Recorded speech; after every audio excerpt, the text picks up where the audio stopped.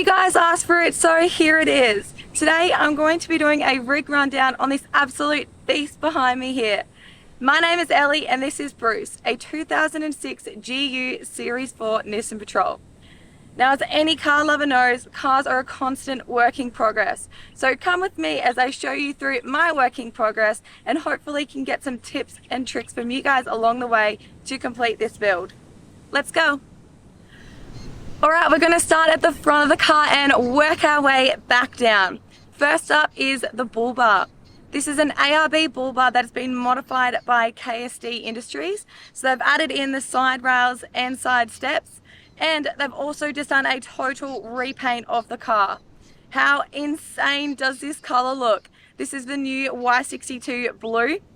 And the guys down at KSD Industries at Caboolture have done an amazing job at making this old car look new again. Moving on to our antennas here. So I've been using Oricom antennas on my cars for the past couple years now and I cannot fault them. So here we have the cellular antenna and on this side we have the UHF. Next up is spotties. So these are Terralume 8.5 inch icon spotlights and they are insane. They're super bright, and same deal, I've been running these lights on my car and throughout my whole canopy for a couple years now. And if you're in the market for new lighting for your car, definitely check these guys out. They have all your car lighting needs covered. All right, it's time to pop the bonnet and check out what's underneath. Alright, so we have a 4.2 litre turbo diesel engine in here. So we're running a water to air intercooler, a UFI 11mm modified pump. So we've got a UFI 18G turbo in here right now, which we're going to be upgrading very shortly to an 18G turbo. We have a UFI fan assembly in here to keep the big boy nice and cool. It's recently just had a tune done by Lindsay down at Tillix Performance and Tuning. So we just wanted to fine tune a couple little things, make him not quite so sooty, and to put a little bit of fuel economy back into it, which is pretty handy when fuel prices are as crazy as what they are these days. So we're just running a standard dual battery system under here right now, which we're going to be upgrading very shortly to a lithium system. The last thing under here to talk about is our in-house fab custom airbox and snorkel. So I'm going to bring you around here in a second to show you this snorkel. The airbox is a little bit embarrassing right now because it is so dirty, but I'll give you a look anyway.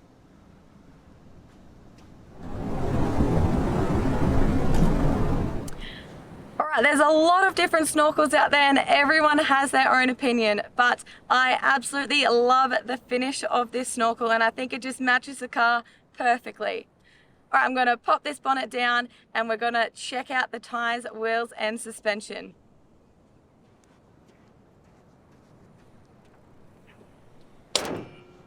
So we're currently running the Mickey Thompson Baja mud terrain tyre with a 16-inch rim.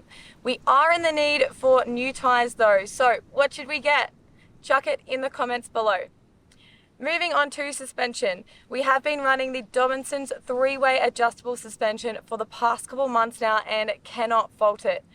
Suspension is something that is super important to us because we tow so much. We got a lot of toys and we truly have put this to the test since we got it installed.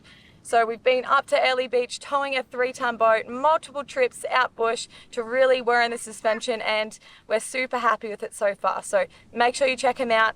I will be putting a link to every brand that I've spoken about on the car in the description below, so go check them out.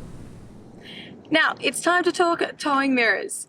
So personally, I like to refer to these mirrors as elephant ear mirrors. The chrome just does not match any of the dark features on this car. However, I'm super stoked because I'm about to be changing these mirrors to the new black MSA mirrors, so it's just going to make the car look so much nicer. Moving on to window tint. Now we do have quite a dark window tint throughout the whole car just to keep it that little bit more insulated, and also the strip along the top of the windscreen here. Cannot recommend that one enough.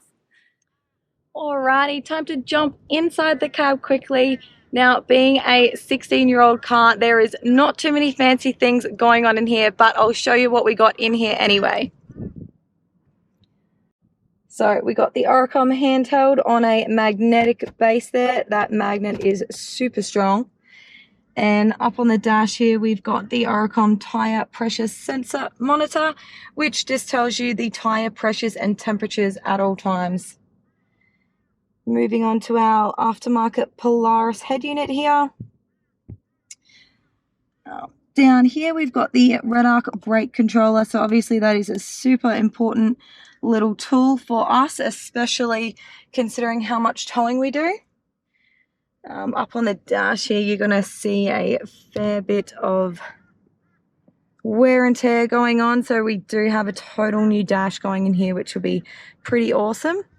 All right, now these gauges. So these guys monitor your EGTs, your boost pressure, coolant temperature, and battery voltage up here.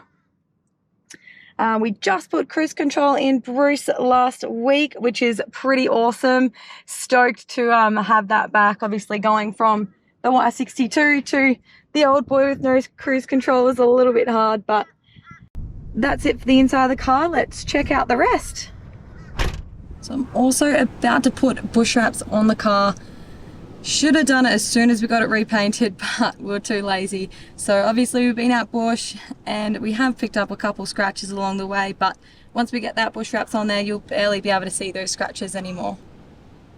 And moving on to the back of the car here, we are running a MCC 4x4 accessories double swing away with obviously the spare tire on one side and jerrycan holder on the other, with the black MSA bag on the back. Being a wagon, there is no way that the rubbish is going inside the car, so these bin bags are a fantastic invention. All right, let's open this up and show you inside.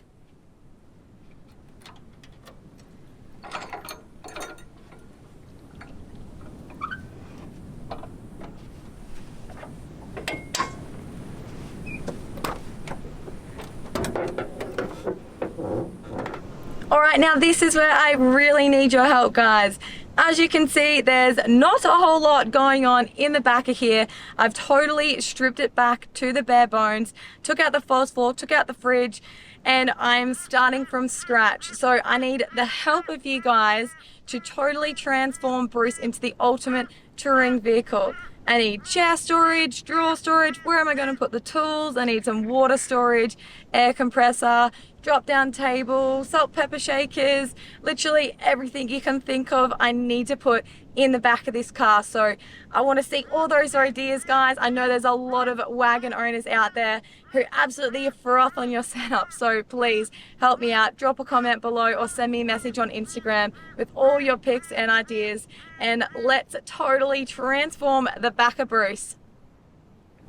It's time to talk rooftop tent and awning. Now, if you've been following me for a little while, you will recognize this same setup that was on my Hilux and that I've been running for the past couple of years. This is the Bush Company DX27 rooftop tent with the 270-degree XT awning. I absolutely cannot speak more highly of these products. The quality and strength of them is just absolutely insane, and most people don't realize until they see it in real life. So I'm going to chuck it up real quick and then you guys can have a look at it for yourself.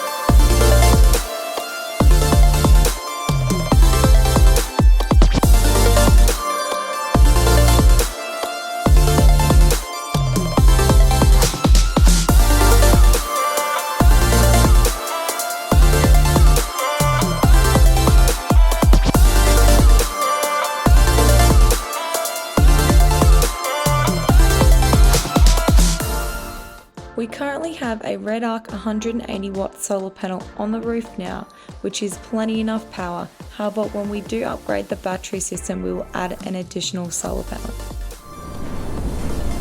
And that's Bruce in a nutshell. Thank you all so much for watching. Please don't forget to like, subscribe and share this video with a mate. who has an awesome 4B, so you guys can all help me turn Bruce into the ultimate touring wagon.